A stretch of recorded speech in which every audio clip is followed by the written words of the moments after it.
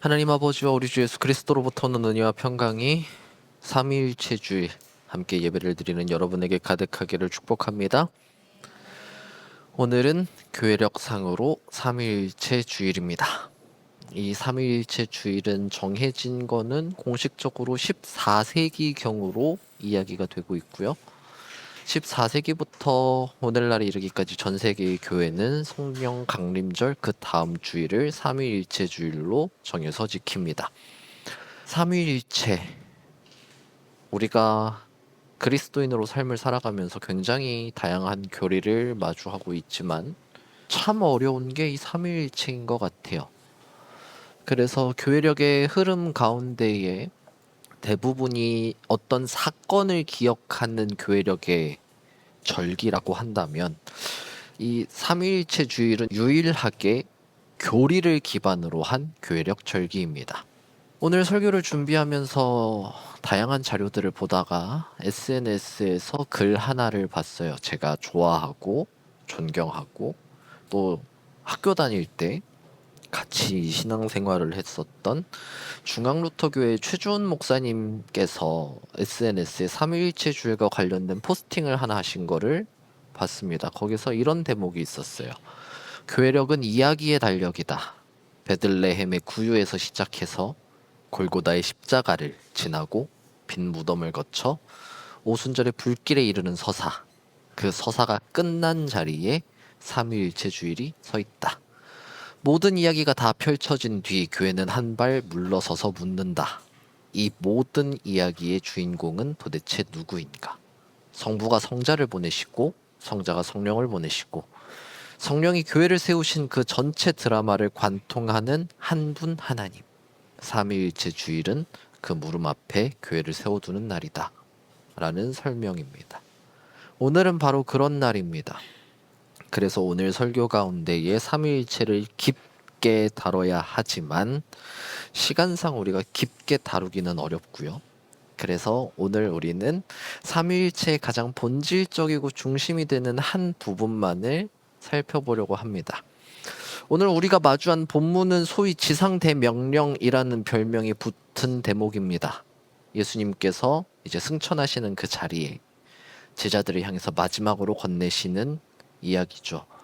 그 명령, 그 당부의 말씀 가운데 삼위일체 주일인 오늘 이 텍스트, 이 본문을 읽게 한 이유는 19절 때문에 그렇습니다.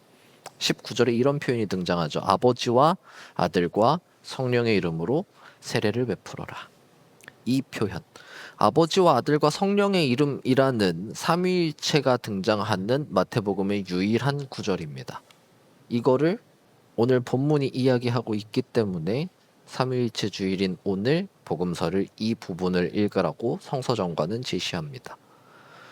그러면 아버지와 아들과 성령의 이름으로 세례를 베풀라라는 예수님의 명령, 이 말씀에 따라서 우리는 모두 삼위일체의 이름으로 세례를 받았습니다. 자, 여기서 나 세례 안 받았다 손 없죠?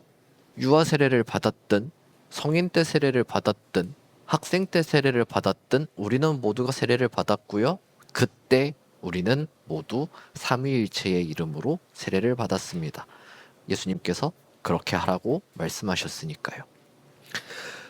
삼위일체 이름으로 세례를 받은 우리는 삼위일체의 이름으로 그렇게 교회가 되었습니다. 그래서 교회를 가리켜서 그리스도를 머리로 하는 한 몸 공동체라고 이야기할 때 그 한 몸이 되는 조건, 그 조건이 삼위일체의 이름으로 세례를 받았느냐 하는 지점입니다. 그래서 세례를 가리켜서 교회의 입문 예식, 교회로 들어오는 공동체에 들어오는 예식이라고 이야기를 하죠.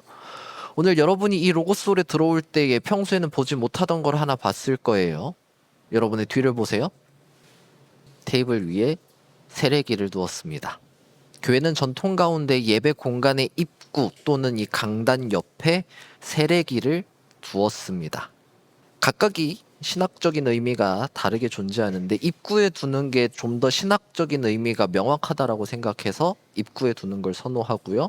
삼위일체 주일, 삼위일체의 이름으로 세례를 받은 것, 그런 우리이기 때문에 그날에 맞춰서 세례기를 입구에 두었습니다. 교회 이 예배 공간의 입구에다가 세례기를 두는 것은 이런 의미가 있어요. 우리가 예배를 드리러 들어오는 이 자리, 하나님을 만나러 오는 이 자리, 이 자리에 들어올 때 우리가 기억해야 되는 것은 다른 게 아니라 우리 모두가 삼위일체의 이름으로 세례를 받았다. 그렇게 그리스도교 안에 들어온 그리스도인이라는 새로운 정체성을 지닌 존재들이다 하는 것을 기억하며 예배의 자리로 들어오라는 신학적인 의미입니다. 앞으로 저 세례기는 계속해서 저 자리에 있게 될 겁니다. 그러면 이제 여러분은 이 예배 자리에 들어올 때 그냥 들어오는 게 아니라 저 세례기를 한번 쳐다보고 들어오면 좋겠어요. 그러면서 기억하십시오. 나는 삼위일체의 이름으로 세례받은 존재다 하는 것을요. 그러면은 여기서 한 가지 질문을 던져봐야 돼요. 우리는 왜 삼위일체의 이름으로 세례를 받을까요? 이거는 교파를 초월해서 모든 교회가 삼위일체의 이름으로 세례를 베푸는데 왜 그럴까요? 단순히 예수님께서 오늘 본문 가운데 그렇게 명령하셔서 그럴까요? 신학적으로 볼 때, 또 해석적으로 볼 때 여기에 한 가지 깊은 의미가 있어요. 우리가 삼위일체의 이름으로 세례를 받았다라는 것은 삼위일체의 모습을 세상 가운데 실현시켜야 하는 의무가 있다라는 말과 같습니다. 즉, 삼위일체의 이름으로 세례를 받았기 때문에 그 이름으로 세례받은 존재로서 삼위일체의 모습을 세상 가운데 드러내고 실현시켜야 한다. 그게 그리스도인이다. 그게 교회의 본질이다. 하는 의미가 있어요. 그러면은 이 삼위일체의 본질, 삼위일체의 모습은 다른 어떤 것보다 중요한 게 하나됨입니다. 우리가 한 2주 전부터 요한복음 17장의 이야기를 다루면서부터 한 번씩 삼위일체를 툭툭 건드리면서 지나왔어요. 그때마다 강조했던 부분은 성부, 성자, 성령 하나님께서 각기 독립적으로 제멋대로 움직이시는 분이 아니라 서로 사랑과 친밀한 교제 가운데에 하나됨을 이루고 계신다 하는 것을 누누이 이야기했습니다. 그러면 교회의 본질은 뭐냐면은 그 하나됨을 세상 가운데 실현시키는 공동체라는 소리예요. 우리끼리 같은 삼위일체의 이름으로 세례를 받은 우리끼리 따로 떨어져서 그냥 제멋대로 움직이고 있는 게 아니라 삼위일체의 이름으로 세례를 받았으면 우리부터 하나가 돼야 되고요. 그 하나됨의 모습을 세상 가운데 실현시키면서 그 실현 가운데에 하나님 나라를 세상으로 가져오는 게 교회의 본질이라고 이야기할 수 있다는 거죠. 그러면은 이 하나됨의 중심에는 다른 것이 존재하는 게 아니라 사랑이 존재합니다. 삼위일체 하나님께서 그 사랑과 친밀한 교제 가운데 하나됨을 이루시는 것처럼 우리가 같은 이름으로 그 삼위일체의 이름으로 세례를 받은 존재들로서 하나됨을 이루기 위해서 필요한 것은 사랑이라는 거죠. 여러분의 옆 사람을 한번 쳐다보세요. 옆 사람을 봤을 때 사랑이라는 감정이, 사랑이라는 그 모습이 떠오르시나요? 말씀을 마무리하는 이 자리입니다. 사랑하는, 그리고 앞으로도 사랑하고 싶은 새벽 이슬 청년 여러분, 그리고 함께 예배를 드리는 성도 여러분, 말씀을 마무리하는 자리에 여러분께 하고 싶은 문장, 하고 싶은 말은 딱 한마디입니다. 사랑하십시오.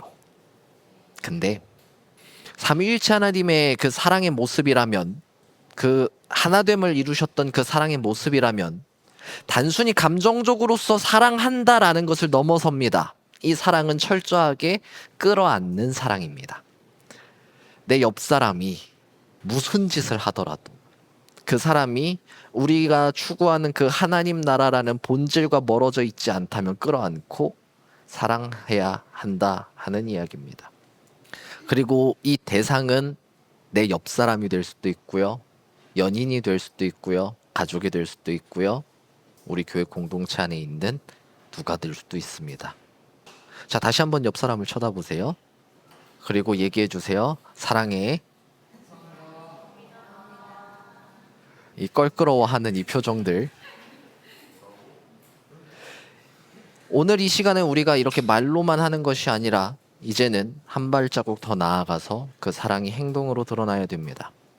그리고 그 드러남 가운데에 우리는 우리 안에서 하나됨을 이루고 그 하나됨이 발전해서 한 발자국 더 나아가서 이 세상이 하나님 나라가 되게끔 사랑의 냄새를, 사랑의 모습을 드러내 보여야 합니다.